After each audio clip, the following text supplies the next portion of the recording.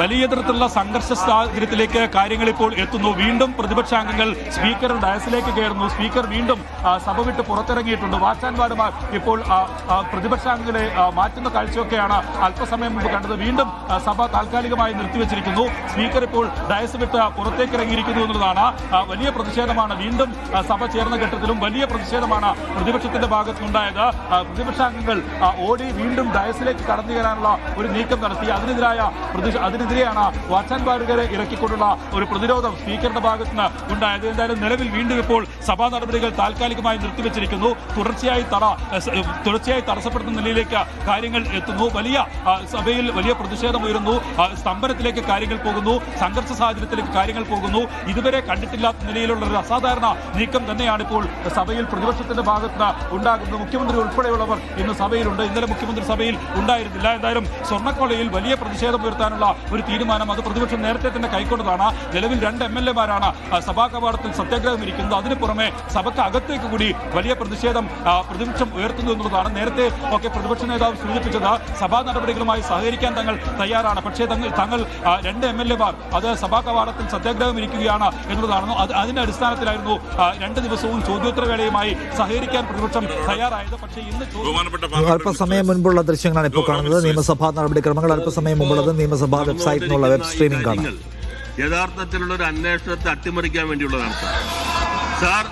ഇത് സംബന്ധിച്ച് ഹൈക്കോടതി നടത്തിയിട്ടുള്ള നിരീക്ഷണങ്ങൾ പ്രതിപക്ഷത്തിനും പ്രതിപക്ഷ മേധാവിനുമുള്ള മറുപടിയാണ് സാർ. ഹൈക്കോടതി പറഞ്ഞു കേൾക്ക്, അതിനുശേഷം അദ്ദേഹം മറുപടി പറഞ്ഞിട്ടാണ് കേൾക്ക്. നിങ്ങൾ മിനിസ്റ്റർ പറഞ്ഞു had in its earlier order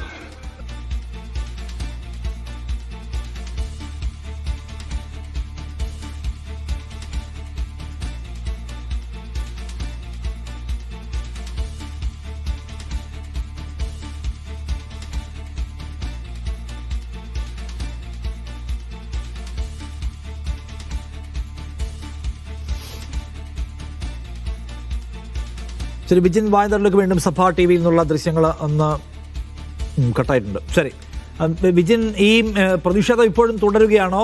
speaker അതിനകത്തെടുക്കുന്ന ഒരു പൊസിഷൻ എന്താണ്? നിലവിൽ നേരത്തെ സമാനമായ രീതിയിൽ തന്നെ സ്പീക്കർ ഇപ്പോൾ ഇറങ്ങി പോയിട്ടുണ്ട്. നിലവിൽ നിർത്തിവെക്കുകയാണ് എന്ന കാര്യം സ്പീക്കർ അറിയിച്ചിട്ടില്ല. നേരത്തെയും അങ്ങനെ തന്നെയായിരുന്നു. ഡയസിലേക്ക് പ്രതിപക്ഷാംഗങ്ങൾ അൻവർ സാദത്ത് കയറിയ ഘട്ടത്തിൽ സ്പീക്കർ ഇറങ്ങി പുറത്തേക്ക് പോവുകയായിരുന്നു. അതിന്റെ സമാനമായ രീതിയിൽ തന്നെ വീണ്ടും അൻവർ സാദത്തും ഒപ്പം തന്നെ മാത്യു കുഴൽനാടനുമാണ് സ്പീക്കറുടെ ഡയസിലേക്ക് ചാടിക്കയറിയത്. അപ്പോഴാണ് വാച്ച് ആൻഡ് വാർഡുമാർ തടഞ്ഞത്. അതിനിടയിൽ സ്പീക്കറെ വാച്ച് ആൻഡ് വാർഡുമാർ തന്നെ പുറത്തേക്ക് ഇറക്കി കൊണ്ടുപോവുകയായിരുന്നു. സഭ ഇപ്പോഴും എന്തായാലും താൽക്കാലികമായി നിർത്തിവെച്ചിരിക്കുകയാണ്.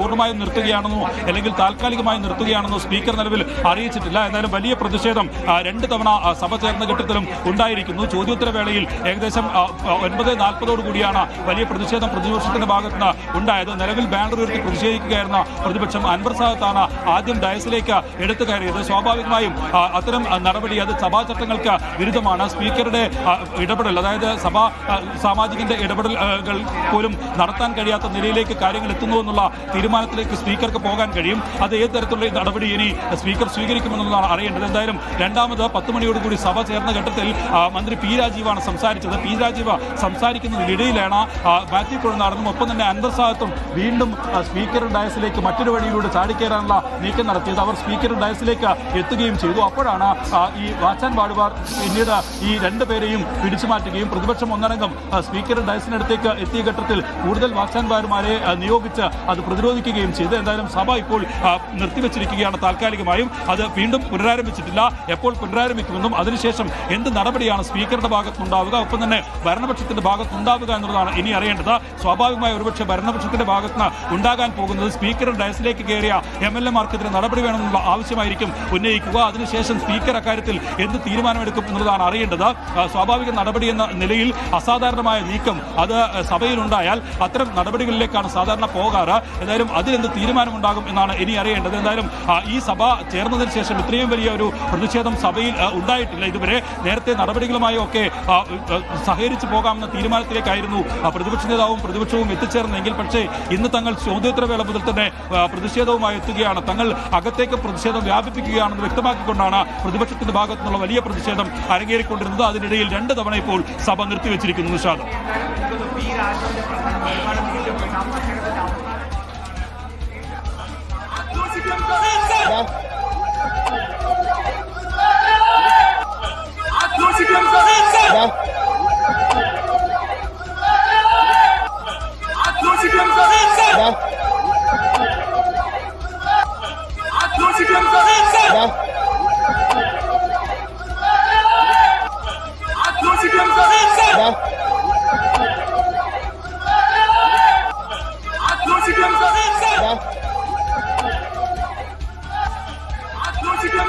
നിയമസഭയിൽ സ്വർണ്ണക്കൊള്ള പ്രശ്നം ഉയർത്തിക്കൊണ്ട് പ്രതിപക്ഷം കടുത്ത പ്രതിഷേധം ഉയർത്തുന്നതിന്റെ ദൃശ്യങ്ങളാണ് നമ്മൾ കാണുന്നത്. രാവിലെ സഭാ നടപടികൾ ആരംഭിക്കുമ്പോൾ തന്നെ നിയമസഭയിൽ ഈ പ്രതിഷേധം ഉയർത്തുകയാണ് പ്രതിപക്ഷ അംഗങ്ങൾ.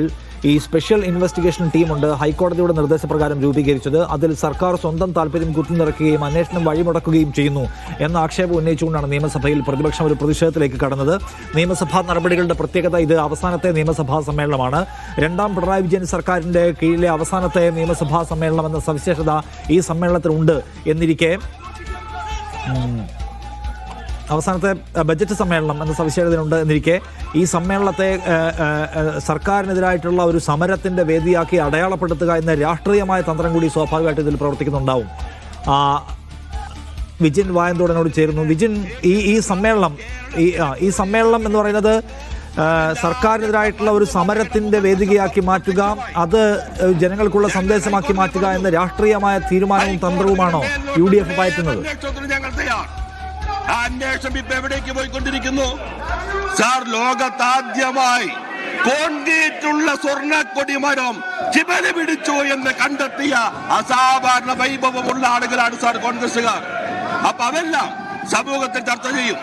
അതുകൊണ്ടാണ് ബഹുമാനായ മുഖ്യമന്ത്രി ആദ്യത്തെ ദിവസോട് പറഞ്ഞു, നിങ്ങളുടെ സമരം ഹൈക്കോടതിക്കെതിരാണ്. അപ്പൊ പ്രതിപക്ഷ നേതാവ് പറയാണ്, ഹൈക്കോടതിയിലെ ചീഫ് ജസ്റ്റിസ് വായിൽ തോന്നിയത് പറഞ്ഞാൽ അതൊക്കെ വല്ല വിലയുണ്ടോ? കേരളത്തിന്റെ ചരിത്രത്തിൽ ഇതുവരെ ഏതെങ്കിലും ഒരാൾ പൊതു ചുമതല വഹിക്കും ഒരാൾ ഹൈക്കോടതിയെ കുറിച്ചോ ഹൈക്കോടതി ചീഫ് ജസ്റ്റിസിനെ കുറിച്ചോ ഇത്രയും തരം താണ അധിക്ഷേപം നടത്തിയിട്ടുണ്ടോ? അപ്പൊ അതുകൊണ്ട് ഇവർ ഹൈക്കോടതിയെ ഭയപ്പെടുന്നു. ഹൈക്കോടതി പ്രതിപക്ഷ നേതാവിനോട് ചോദിച്ചു, പബ്ലിക് ഇൻട്രസ്റ്റ് ആണോ പബ്ലിസിറ്റി ഇൻട്രസ്റ്റ് ആണോ? ഈ പബ്ലിസിറ്റി ഇൻട്രസ്റ്റിന്റെ നരേറ്റീവ് കേരളീയ സമൂഹം തിരിച്ചറിയും. അദ്ദേഹം വളരെ സത്യസന്ധമായ പ്രതിപക്ഷ നേതാവ് പറഞ്ഞു, ഞങ്ങളുടെ നരേറ്റീവ് പഞ്ചായത്ത് തെരഞ്ഞെടുപ്പിൽ പ്രവർത്തിച്ചു, അടുത്ത നരേറ്റീവ് ഞങ്ങൾ തയ്യാറാക്കിക്കൊണ്ടിരിക്കുകയാണ്.